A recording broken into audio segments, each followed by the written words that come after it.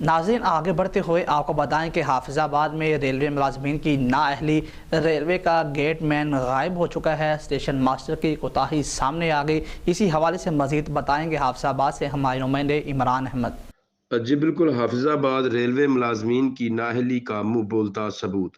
رات گئے شہر حافظ آباد کی معروف سڑک پہ موجود ریلوے پھاٹک کا گیٹ مین غائب تھا، جبکہ مال گاڑی آن پہنچی، لیکن ریلوے ملازم جو اپنی ڈیوٹی چھوڑ کر غائب ہو گیا تھا۔ ریلوے ملازمین کا عملہ صرف سرکاری تنخواہ لینے میں مصروف ہیں۔ ریلوے ملازمین کی نااہلی کی وجہ سے کوئی بڑا حادثہ بھی رونما ہو سکتا تھا، لیکن خوش قسمتی سے کوئی ناخوشگوار واقعہ پیش نہ آیا۔